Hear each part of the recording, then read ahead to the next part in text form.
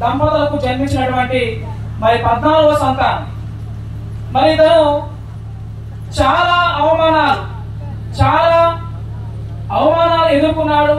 ముట్టుకుంటే ఒక మహిళ, నీడబడితే ఒక మహిళ. ఆ రోజులలో అంటరానితనం ఎక్కువగా మరి ఒక వైరస్ లాగా ఉండేది. మరి ఇట్లా తాను అవమానాలు ఎదుర్కొంటూ మరి ఒడిదొడుకులు ఎదుర్కొంటూ ఒక అంటరాని వర్గంలో పుట్టినవాడైనప్పటికీ కూడా మరి వివిధ దేశాలు తిరిగి మరి ఎన్నో డిగ్రీలు సంపాదించుకొని మరి అంటరాని వర్గంలో పుట్టినటువంటి అంబేద్కర్ గారు మరి ఈనాడు ప్రపంచంలో ఒక మేధావిగా, ప్రపంచంలో ఒక బహుభాషావేత్తగా మరి ఇప్పుడు యావత్ ప్రపంచం మొత్తము అంబేద్కర్ గారిని మనము ఈ రోజున స్మరించుకుంటున్నామంటే అతను ఎంత గొప్పవాడో మనము అర్థం చేసుకోవాలి. ఆ రోజులలో మరి బ్రిటిష్ ప్రభుత్వం ఉండేది. ఆ బ్రిటిష్ ప్రభుత్వము వీళ్ళ నాన్నగారు అంబేద్కర్ వారి తండ్రి మరి వాళ్ళ నాన్నగారు ఆ బ్రిటిష్ సైన్యంలో ఒక ఉద్యోగం అన్నమాట. అయితే అటు నుంచి ఒక రత్నగిరి వాళ్ళ ఉద్యోగ రీత్యా మధ్యప్రదేశ్ నుంచి వాళ్ళ రత్నగిరి, ఆ రత్నగిరి నుంచి వాళ్ళ ఆ జిల్లాలకు ఆ గ్రామాలకు వచ్చి వాళ్ళు ఇట్లా ఉద్యోగం చేసుకునే వాళ్ళు. ఇక్కడ అంబేద్కర్ గారి యొక్క 5 సంవత్సరాల వయసులో ఉన్నప్పుడు తన తల్లి భీమాబాయి మరణించడం జరిగింది.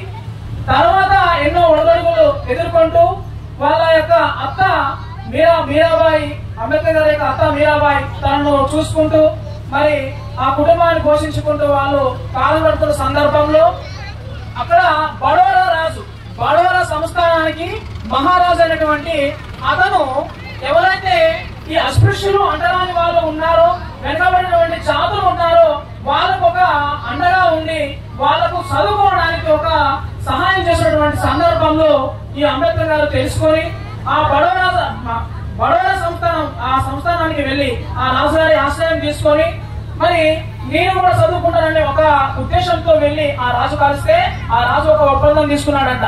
అంటే నేను చదివిపిస్తాను, ఒక 10 సంవత్సరాలు నీతో నేను ఒక ఒప్పందం తీసుకుంటాను అని ఆ ఒప్పందం ప్రకారము మరి ఒక అగ్రిమెంట్ రాయించుకొని అంబేద్కర్ గారిని ఒక మారుమూల గ్రామం నుంచి మరి అమెరికాలోని కొలంబియా విశ్వవిద్యాలయానికి అక్కడ చదువు కోసము వెళ్ళడం జరిగింది. ఆ కొలంబియా విశ్వవిద్యాలయంలో మరి అక్కడ డిగ్రీ పూర్తి చేసి మరి పిహెచ్డి కూడా అక్కడనే పూర్తి చేసి మరి అక్కడ నుంచి లండన్ వెళ్ళి లండన్ లైబ్రరీలో, ప్రపంచంలోనే పెద్ద లైబ్రరీ మరి ఆ లండన్ లో ఆ లైబ్రరీ ఆ దాదాపు ఒక 3,000 పైచీలుకున్నటువంటి పుస్తకాలు. ఒకరు కార్ల్ మార్క్స్, ఇంకొకరు అంబేద్కర్, ఇంకొక అతను ఉన్నాడు, నాకు సరిగా ఐడియా లేదు. వీరు ముగ్గురే దాదాపు 3,000 పైచీలకు పుస్తకాలు ఇచ్చినటువంటి మేధావులు, మహనీయులు. అంటే పుస్తకాల మీద ఒక అభిమానం. అసలు ఏంది అంటరాని వర్గాలు వెనుకబడి ఉన్నారు ఈ దేశంలో.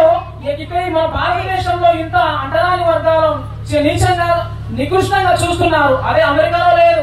అమెరికాలో మొత్తం సమానత్వము ఎటు చూసినటువంటి అందరూ స్నేహంగా కలుపుకోలుతనంగా ఉండేవాళ్ళు. మన ఇండియాలో మాత్రము ఇలాంటి ఒక మూఢనమ్మకాలు మరి ఇలాంటి ఒక భేదాభిప్రాయాలు ఉంటున్నాయని మనసులో బాధపడుతూ మరి అదే తను చదువుకుంటూ కూడా ఇక్కడ గాంధీజీ ఆ రోజుల్లో కాంగ్రెస్ భారత ప్రభుత్వం, కాంగ్రెస్ పార్టీ ఆ రోజుల్లో ఉండే బ్రిటిష్ పరిపాలన కాలంలో ఇక్కడ ఇంగ్లీష్ వాళ్ళు, బ్రిటిష్ వాళ్ళు మన భారతదేశం మనకు ఇవ్వాలని ఒక ఉద్దేశంతో మరి వాళ్ళను గాంధీ కావచ్చు, అంబేద్కర్ కావచ్చు, మహమ్మద్ అలీ జిన్నా మరి వీళ్ళందరినీ లండన్ వెళ్లి ఆ రౌండ్ టేబుల్ సమావేశాలు ఒక 3 జరిగేవి.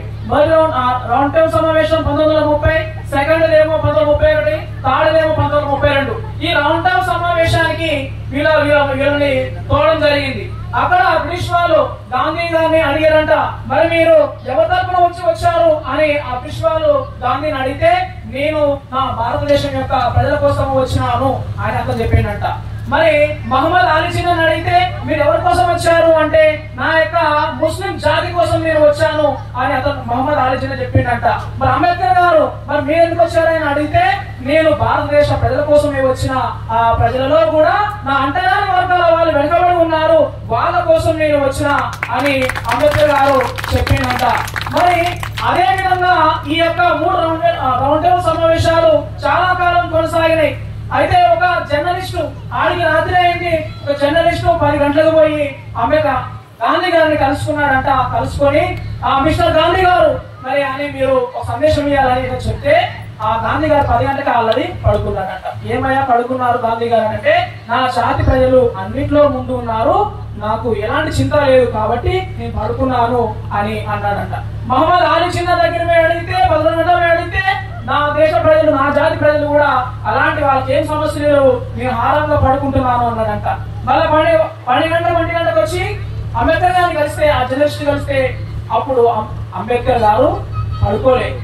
అదే రాత్రిలో పుస్తకాలు పడుతూ చదువుకుంటుంటే వాళ్ళు ఆశ్చర్యపోయారంట. ఈయనండి గాంధీ గారు 10 గంటలు పడుకున్నాడు, మహమ్మద్ అలీ చిన్న 11 పడుకున్నాడు, ఇంకా అంబేద్కర్ గారు ఇంకా పడుకోలేదేంటి, ఆడికి 12 అవుతుంది 1 గంట అవుతుంది ఇంకా పడుకోలేదని అంటే, నా జాతి ప్రజలు ఇంకా మేల్కోలేరు, నా జాతి ప్రజలు ఇంకా అంటరాని వర్గాల వాళ్ళు ఇంకా అట్లే ఎండబడి ఉన్నారు, కాబట్టి నేను వాళ్ళని బాగు చేయాలంటే మరి ఈ కఠోర దీక్ష చేయాలి, నిద్ర లేని రాత్రులు నేను ఉంటే చదివితేనే నా ప్రజలకు నేను ఏం చేయగలుగుతానో అది ఫలితం అవుగానే నాకు ఒక మనశ్శాంతి ఉంటదని ఆ సమాధానము ఆ జర్నలిస్ట్ కు చెప్పినాక, మరి ఎంతో బడుగు బలహీన వర్గాల కోసము మరి చదివే ఆయుధంగా మలుచుకొని మరి అంబేద్కర్ గారు బడుగు బలహీన వర్గాల కోసం మనకు ఆశాదీపంగా ఒక వెలుగుగా ఉన్నటువంటి మహనీయులను మనం ఎప్పుడూ స్మరించుకుంటూ ఉండాలి. ఇంకా లాస్ట్ సందేశం ఏంటంటే, మన విద్యార్థి పిల్లలు ఇక్కడ చాలా మంది ఉన్నారు, మనము ఇంటికి రాగానే పిల్లలకు ఒక సెల్ ఫోన్ ఇస్తాం,